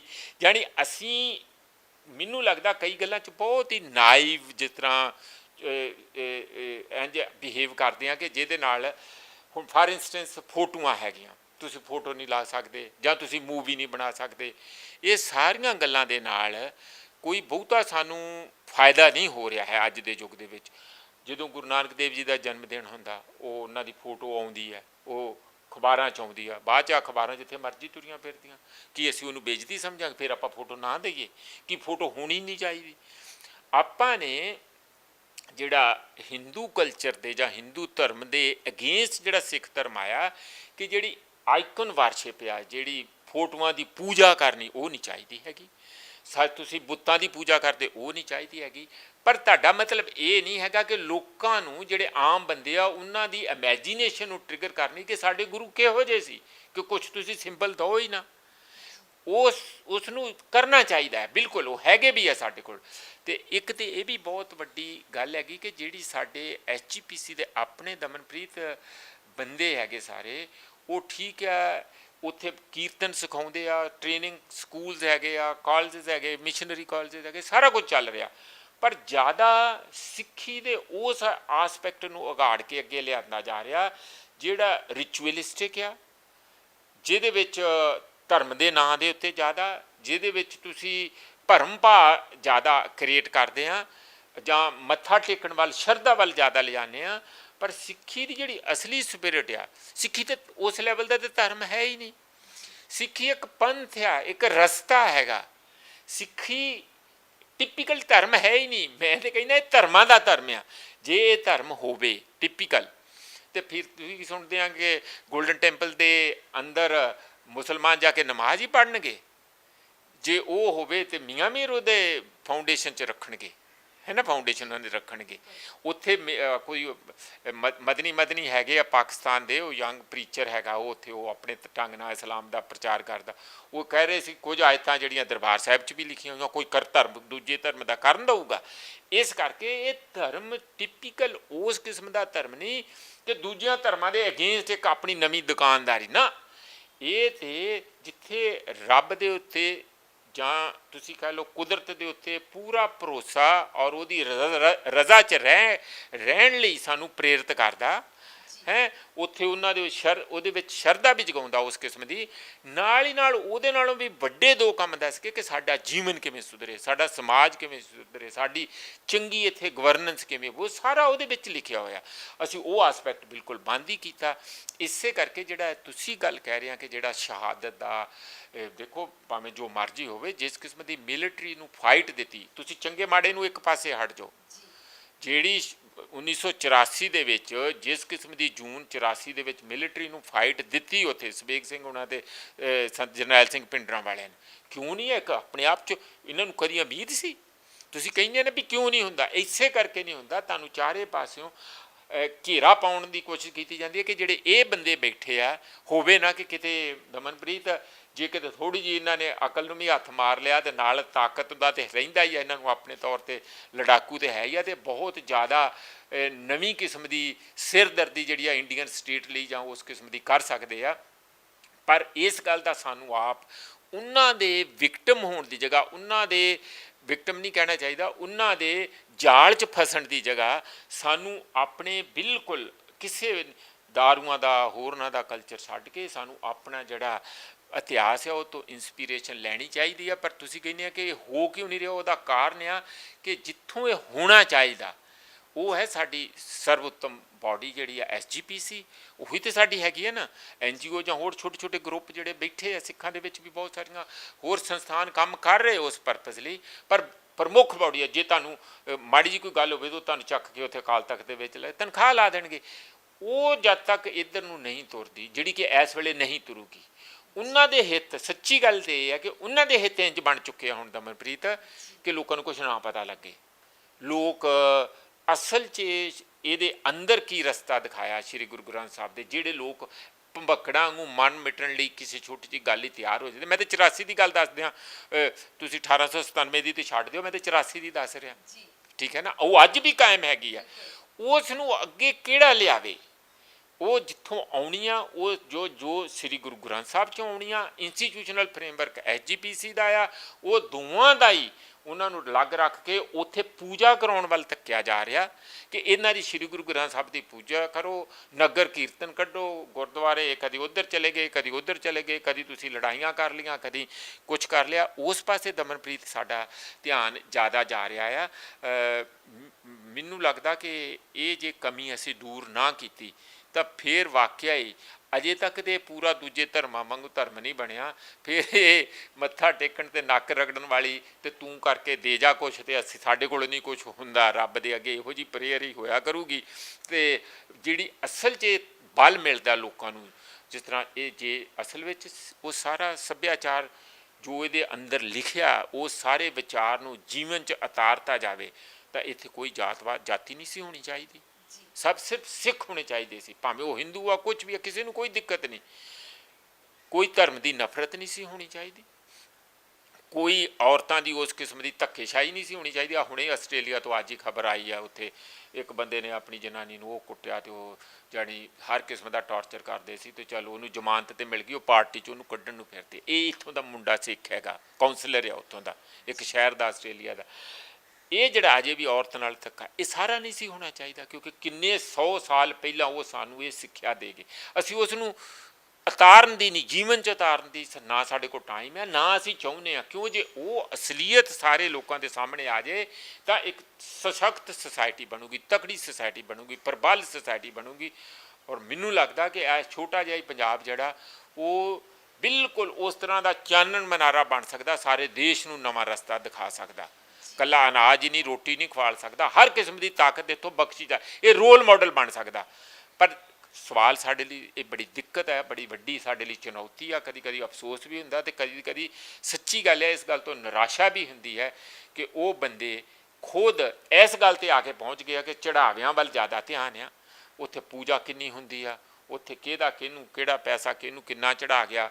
ਆ ਜੋ ਹੁਣ ਇਨਕੁਆਇਰੀਆਂ ਹੋ ਰਹੀਆਂ ਕਿ ਗੁਰੂ ਗ੍ਰੰਥ ਸਾਹਿਬ ਦੇ ਵੀ ਪੈਸੇ ਇੱਧਰ ਉੱਧਰ ਸਾਰਾ ਹੋ ਰਿਹਾ ਹੈ ਨਾ, ਉਹਦਾ ਵੀ ਜੇ ਕੋਈ ਨਹੀਂ ਹੈਗਾ, ਜਿੱਥੇ ਇੰਨਾ ਵੀ ਡਰ ਨਹੀਂ ਰਿਹਾ ਤਾਂ ਤੁਸੀਂ ਆਉਣ ਵਾਲੇ ਭਵਿੱਖ 'ਚ ਖਤਰੇ ਵਾਲੀ ਗੱਲ ਤਾਂ ਬਹੁਤ ਵੱਡੀ ਹੈ।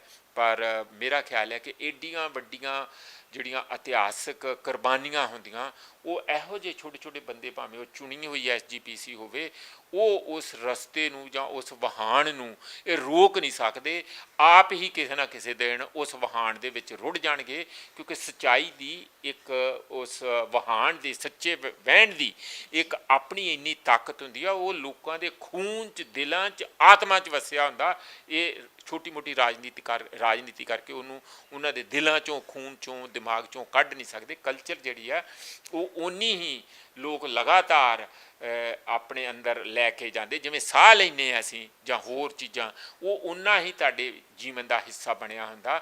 ਉਹਦੇ ਵਿੱਚ SGPC ਦਾ ਕੀ ਰੋਲ, ਹੋਰ ਕੀ ਰੋਲ ਰਹੂਗਾ, ਉਹਨੂੰ ਪੋਸਟਪੋਨ ਤੇ ਕਰ ਸਕਦੇ ਆ, ਉਹਨੂੰ ਗੰਧਲਾ ਤੇ ਕਰ ਸਕਦੇ ਆ, ਉਹਨੂੰ ਖਤਮ ਨਹੀਂ ਕਰ ਸਕਦੇ। ਇਹ ਮੈਨੂੰ ਤੇ ਇਹ ਉਮੀਦ ਹੈ ਦਮਨ। ਵਾਕਈ ਕਹਿੰਦੇ ਉਮੀਦ ਦੇ ਉੱਤੇ ਦੁਨੀਆ ਕਾਇਮ ਹੈਗੀ ਹੈ, ਇਨਸਾਨ ਜਿਹੜਾ ਹਮੇਸ਼ਾ ਉਮੀਦ ਰੱਖਣੀ ਚਾਹੀਦੀ। ਵਾਕਈ ਸਾਡੀਆਂ ਪੀੜ੍ਹੀਆਂ ਤੱਕ ਸਾਡਾ ਮਹਾਨ ਇਤਿਹਾਸ ਜ਼ਰੂਰ ਪਹੁੰਚੇਗਾ। ਅਖੀਰ ਦੇ ਵਿੱਚ ਪ੍ਰੋਫੈਸਰ ਮਨਜੀਤ ਸਿੰਘ ਸਾਡੇ ਦਰਸ਼ਕਾਂ ਨੂੰ ਕੀ ਕਹਿਣਾ ਚਾਹੋਗੇ?